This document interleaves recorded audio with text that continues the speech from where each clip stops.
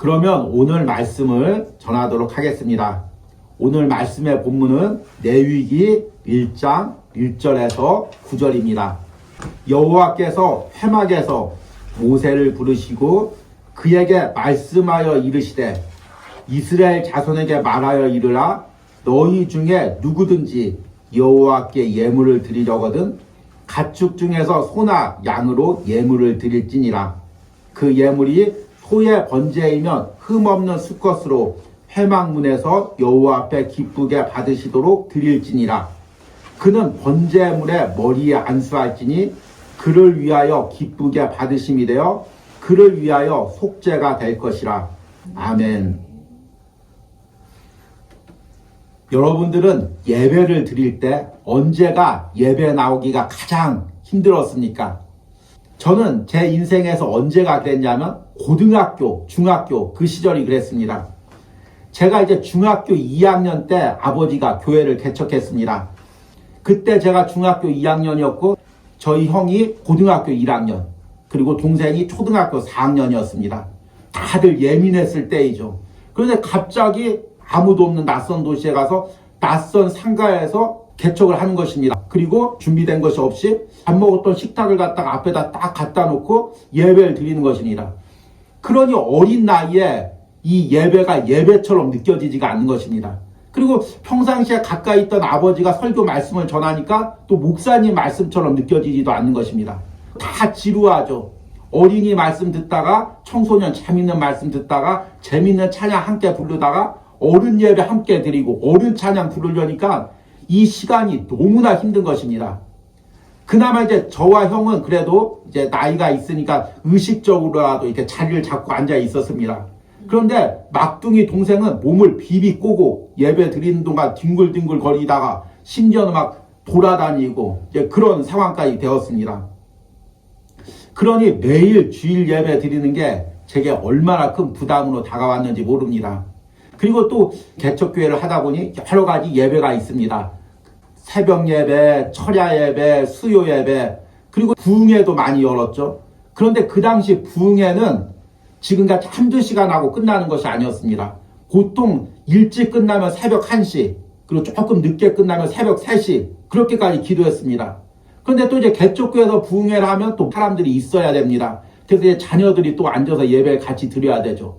그러니 그 어린 나이에 새벽 1시, 2시까지 예배 드림이 얼마나 힘들겠습니까? 그래서 그 당시에 예배만 드린다고 해도 너무나 부담스러운 것입니다.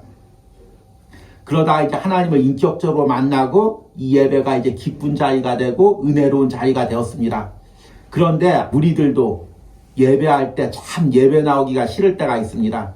그래서 어쩔 수 없이 그냥 형식적으로 이 자리에 앉아있고 의식적으로 이 자리에 앉아있고 또 저같이 목회자가 되고 또 장로님이 되고 권사님이 되면 남들이 보기 때문에 지루하고 힘들어도 은혜로운 척 이렇게 예배를 드려야 되는 이런 순간들이 있습니다. 그런데 여러분, 우리가 신앙생활할 때 여러 가지 신앙을 점검해야 되죠.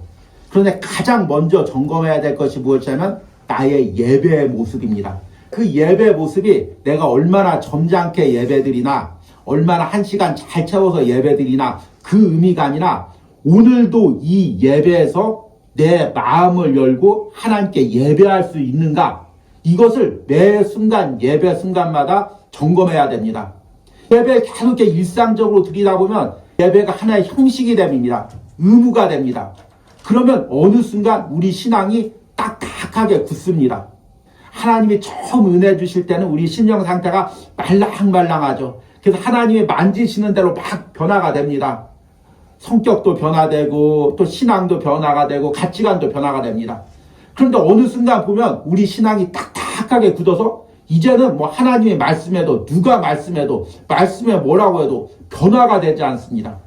그런데 내 심령이 그렇게 딱딱하게 굳는 순간이 언제냐면 잘 생각해 보십시오. 예배가 형식적으로 될 때부터입니다. 예배의 은혜를 누리질 못합니다. 예배를 드리는데 마음이 열려지지가 않습니다. 그러면 그때부터 내 마음이 딱딱하게 굳어버리게 되는 것입니다. 어느 시대건 예배가 형식적이 되고 의무적이 되면 그 시대의 신앙이 타락하게 됩니다. 시대만 그런 것이 아니라 사회만 그런 것이 아니라 개인도 마찬가지입니다.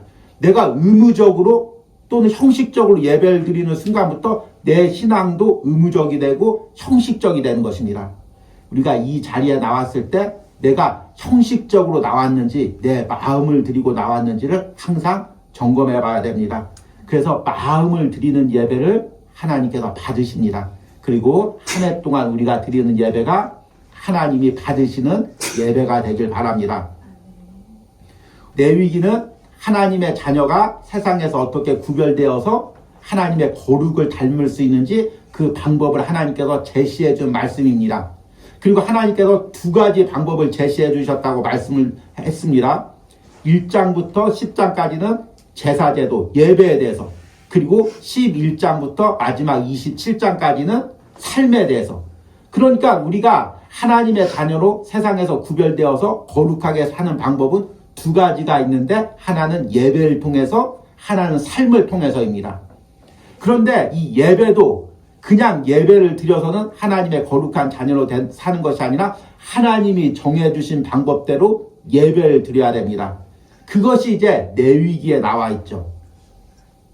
레위기의 이 예배 형식이란 무엇이냐면 죄인인 인간이 거룩한 하나님에게 나오는 과정입니다. 그런데 구약 성경의 그 모든 말씀을 보면 죄인인 인간은 하나님 앞에 나올 수가 없습니다. 죄인은 인간이 거룩한 하나님 앞에 대면하여 서면 죽을 수밖에 없습니다. 그래서 레위기에서는 하나님께서 죄인인 인간이 하나님에게 나오기 위한 한 방편을 만들었는데 그것이 무엇이냐면 제사제도입니다. 그리고 그 제사제도에서는 뭐가 필요했냐면 꼭 짐승과 그 피가 필요했습니다. 그래서 죄인인 인간이 짐승을 가지고 제물을 드리고 그 피를 흘리면서 자신의 죄를 속하고 거룩한 하나님께 나오는 과정이 구약의 예배의 과정이었습니다. 그런데 이것이 지금 우리가 드리는 예배와 그 정신이 똑같습니다. 짐승의 제물과 짐승의 피가 단지 예수 그리스도의 십자가와 그 십자가의 보혈로 대치되었을 뿐입니다. 지금 이 시간도 우리가 죄인인 우리가 거룩한 하나님께 나와서 예배하는 것입니다. 그런데 짐승과 짐승의 피를 드리는 것이 아니라 우리는 예수 그리스도와 십자가의 보혈을 의지해서 하나님께 예배하는 것입니다.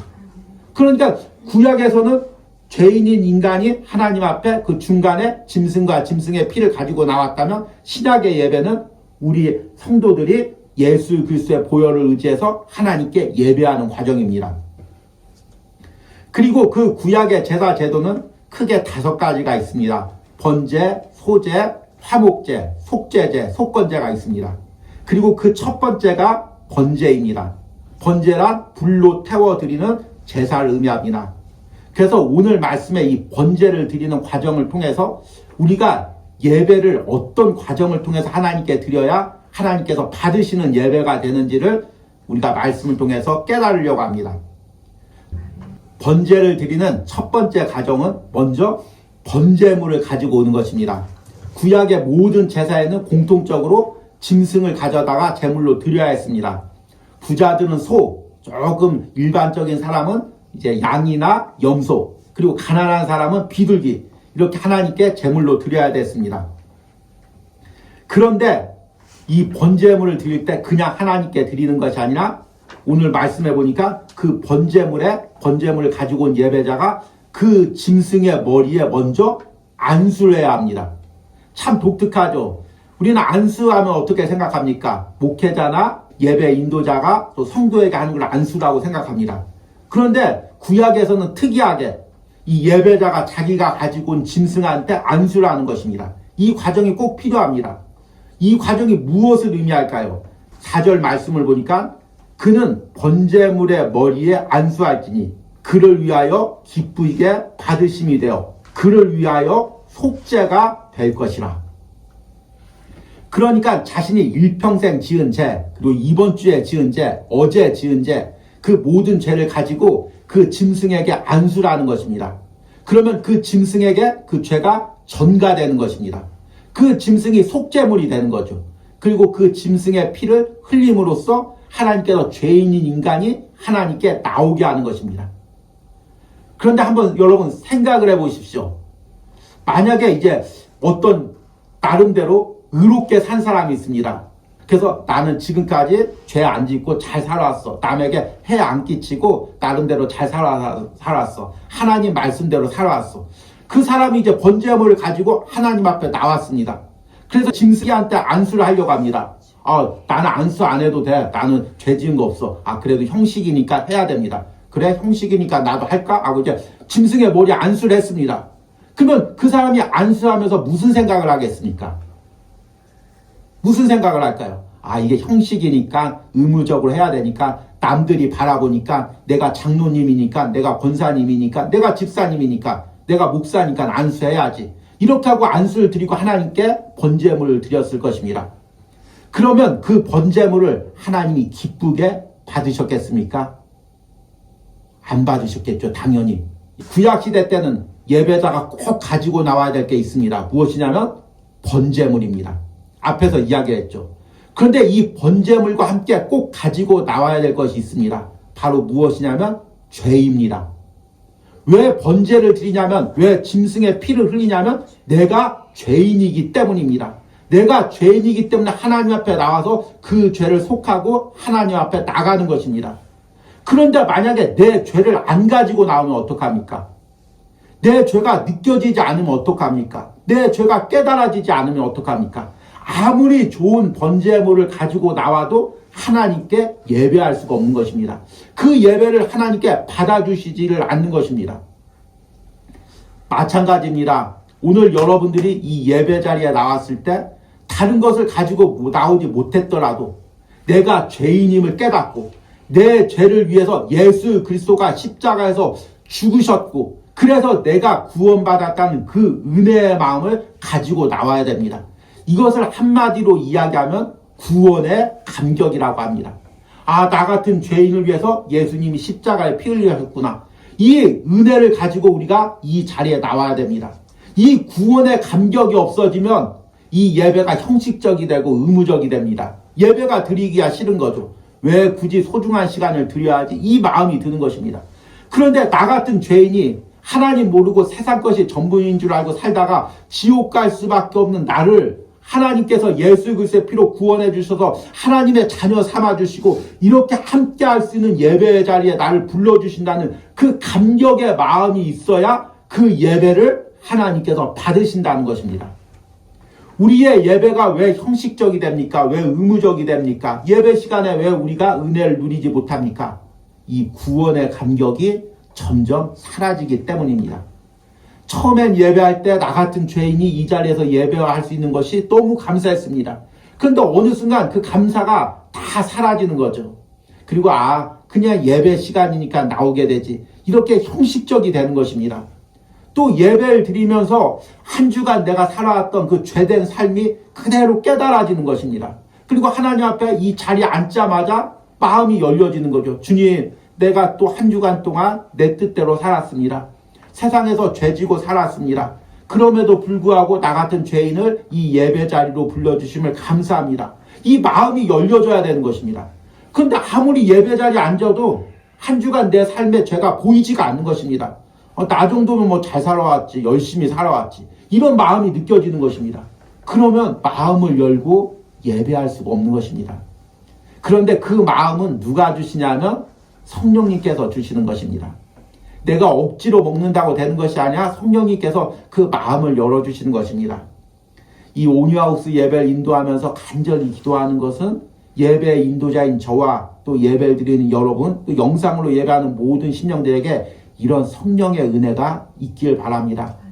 구원의 감사가 다시 회복되고 또 내가 죄인임을 깨달아지고 한 주간 하나님 뜻대로 살지 않았던 부분들이 깨달아지고 회개하고 그렇게 하나님께 예배를 드리는 은혜가 있길 바랍니다.